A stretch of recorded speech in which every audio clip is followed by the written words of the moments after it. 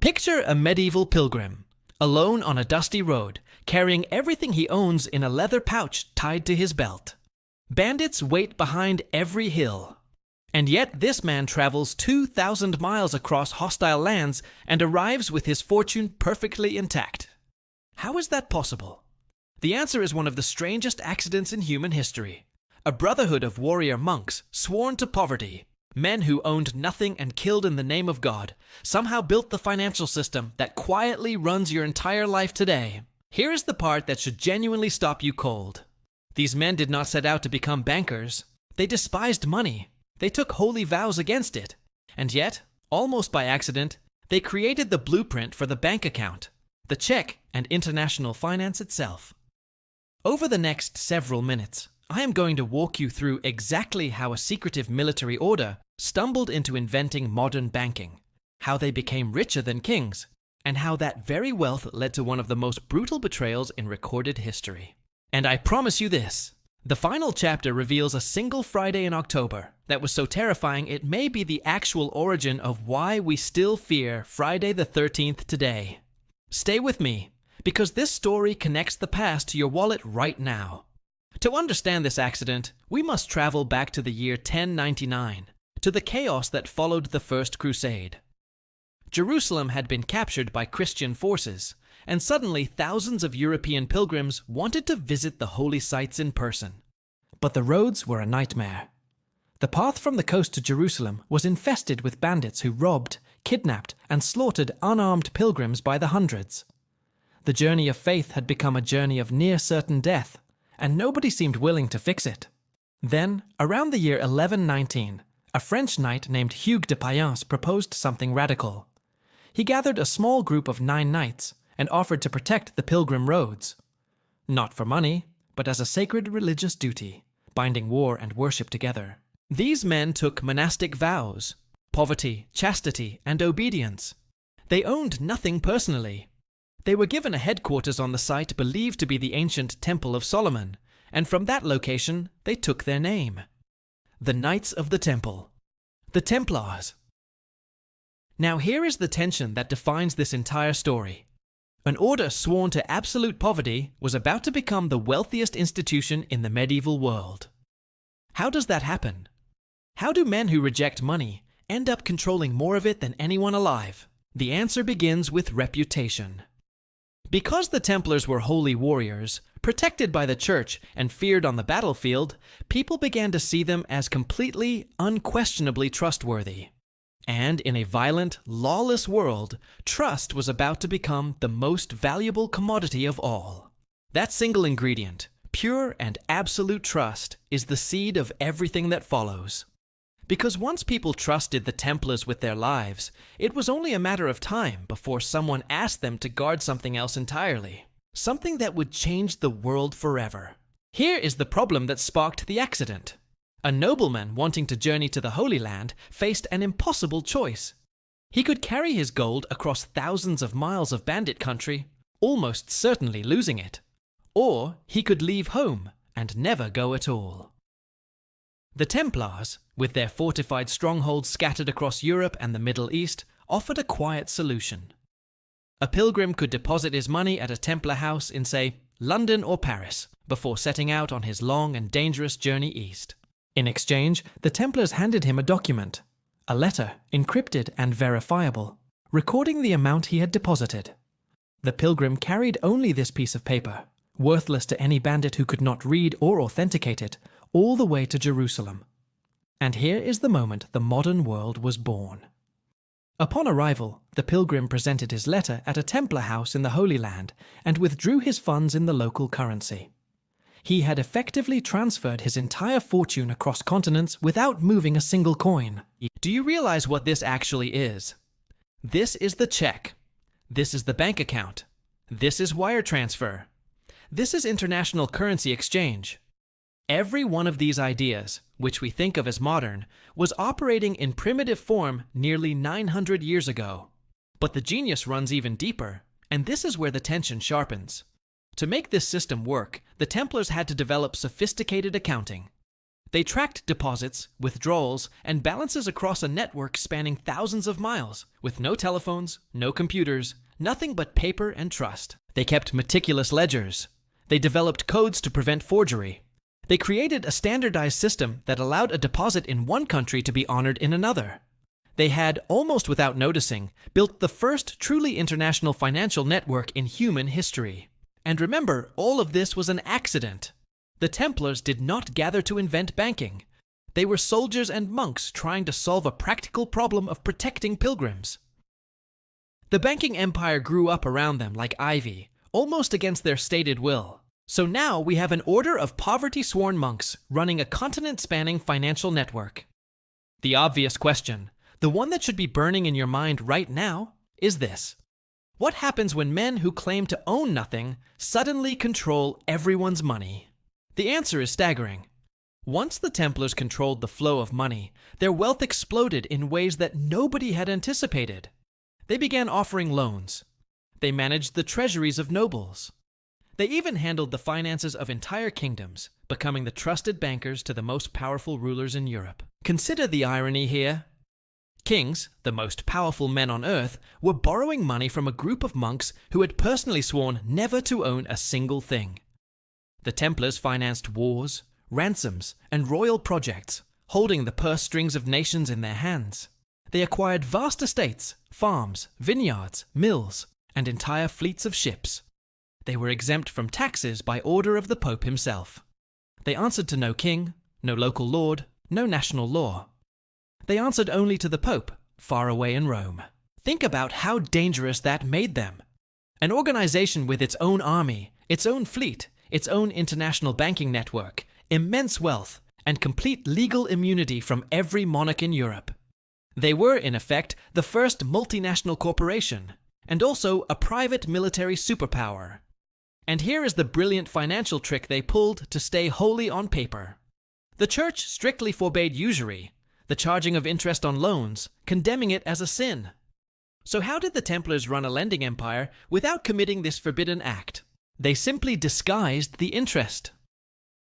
A loan might be structured so that the borrower repaid more than they took, but the extra was labeled as rent, or a fee, or built quietly into the exchange rate. The interest was always there, just wearing a costume. This is a pattern you should recognize, because the financial world still does versions of it today. When a rule blocks profit, clever institutions do not stop. They redesign the transaction so the profit flows through a channel the rule does not quite reach. The Templars perfected this art. But this is exactly where the tension becomes unbearable. An organization this rich, this powerful, this independent, and this secretive does not just attract admiration. It attracts envy. Deadly, scheming, royal envy. And one king in particular was watching the Templars with very hungry, very desperate eyes. His name was Philip IV of France, and he had a problem that the Templars could solve in the most violent way imaginable. What he was about to do would end the order forever and stain a single date in the calendar with fear for centuries. Let me show you. To understand the betrayal, you have to understand King Philip IV of France, a ruler drowning in a problem of his own making. He had fought expensive wars, drained his treasury, and devalued his own currency. Philip was, quite simply, desperately and dangerously broke.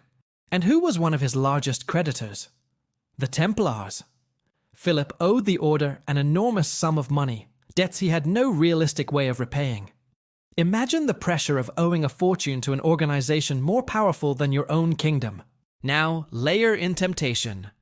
Philip did not just owe the Templars money, he also coveted their immense wealth, their treasure, their lands, their gold. If only the Templars could somehow vanish, his debts would vanish with them, and their riches would fall into his empty hands. But you cannot simply attack the most respected holy order in Christendom. They were protected by the Pope. They were heroes of the Crusades. Moving against them openly would turn all of Europe against you. Philip needed something else. He needed a justification, a weapon made of words. So, Philip turned to the most powerful weapon of the medieval age: accusation. Specifically, the accusation of heresy. If he could convince the world that the Templars were not holy men, but secret blasphemers and devil worshippers, then destroying them would become not a crime, but a sacred duty. This is the dark psychology of the entire scheme, and it is chillingly modern. You do not attack a powerful enemy by admitting you want their money. You attack them by making them appear monstrous, so that the public cheers while you take everything they own. Philip began spreading rumors. Whispers that the Templars engaged in secret rituals, spat on the cross, and worshipped strange idols behind their fortress walls. The very secrecy that had protected the order now became the perfect soil for poisonous, terrifying conspiracy theories to grow. The genius and the horror of this plan is that secrecy itself looks like guilt. When an organization is private and powerful, people are all too willing to believe the worst about what happens behind closed doors. Philip understood this human weakness perfectly and exploited it without mercy. Before I show you the catastrophic Friday when Philip finally struck, I want to ask you one quick thing. If you are finding this hidden history as gripping as I do, please subscribe to the channel. These forgotten stories deserve to be remembered, and your support keeps them alive. Now, with the trap fully set, the rumors spread, and the king's desperation at its peak, Philip chose his moment. And the date he chose has echoed with dread through the centuries, all the way down to the superstition you still hear whispered today. The date was Friday, the 13th of October, in the year 1307. In a single, coordinated, secret operation across all of France, King Philip's men struck at dawn, arresting hundreds of Templars simultaneously before any of them could resist or escape. The synchronization was breathtaking and terrifying. Sealed orders had been sent out weeks in advance to be opened only on that precise morning. It was a medieval blitzkrieg against an unsuspecting order of monks, executed with cold and ruthless military precision across the entire kingdom. The arrested Templars were thrown into dungeons and subjected to brutal torture. Under unbearable agony, many confessed to the wild accusations Philip had invented: heresy, blasphemy, secret rituals. Confessions extracted by torture are worthless as truth, but they were devastating as propaganda, and that was the point. Here is the grim psychology at work. Philip did not need the confessions to be true. He needed them to exist, written down, official, terrifying. Once a man has confessed under torture, the public no longer asks whether he is guilty. The accusation alone has done its work. The Pope, Clement V, was in a horrible position. He owed his own position partly to French influence, and Philip pressured him relentlessly. Eventually, under that crushing pressure, the Pope officially dissolved the Knights Templar, ending an order that had stood proudly for nearly 2 centuries. The order's last Grand Master, a man named Jacques de Molay, was eventually burned at the stake in Paris. According to legend, from the flames, he cursed both the king and the Pope, summoning them to meet him before God's judgment within the year. And here is the eerie part that history actually records. Both Pope Clement and King Philip died within roughly a year of de Molay's execution. Whether coincidence or curse, the timing only deepened the dark legend that would surround the fallen order for the rest of human history. This is why, many historians and folklorists suggest, the fear of Friday the 13th carries such a heavy weight. While the superstition has tangled roots, that catastrophic Friday in 1307 gave the date a permanent association with sudden betrayal, doom, and the fall of the mighty. But the destruction of the Templars left a massive question hanging in the air, one that still fascinates treasure hunters and historians today. If the order was the richest institution in Europe, then where did all of that legendary wealth actually go? The answer leads us somewhere unexpected. When King Philip finally seized the Templar holdings, he received a shocking surprise. The legendary treasure, the mountains of gold he had murdered in order to obtain, was largely missing. The Templar fleet had reportedly vanished from port, and the vast hoard was simply gone. This vanishing act sparked centuries of wild speculation. Did the Templars escape to Scotland? Did they sail to unknown lands? Did their secret knowledge and wealth pass into other organizations? These legends fuel countless books and films, but they distract from a far more important truth. Because the Templars' real treasure was never the gold. Their true and lasting fortune was the idea. The system. The revolutionary concept that money could be represented by paper, transferred across distances, deposited, lent, and tracked through a network of trusted institutions. That idea did not vanish at all. Think about it. The other great banking families and institutions of Europe, the ones who rose in the centuries that followed, inherited and expanded these very concepts. Letters of credit, deposit banking, international transfers. The Templar accident had planted a seed that would grow into the entire global economy. Here is the synthesis I want you to sit with.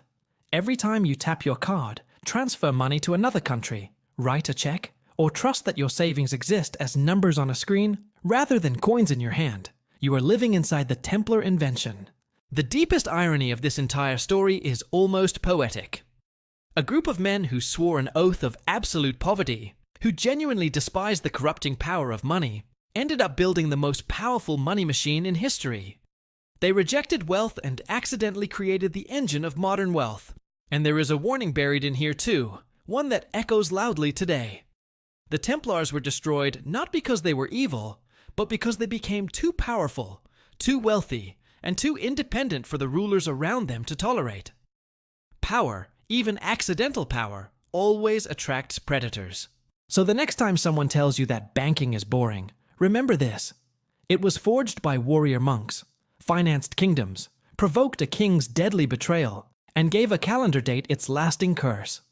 The system in your pocket is soaked in centuries of blood, faith, and accident. You now understand a secret history hiding in plain sight, the strange truth that the most ordinary part of your daily life was born from one of the most extraordinary organizations that ever existed. That knowledge changes how you see money itself, and you will not forget it. If this rewired the way you think about history and money, then you absolutely need to watch our next deep dive on the hidden financial secrets of the Medici family, the dynasty that took the Templar blueprint and used it to quietly rule Europe. Click it now, and I will see you there.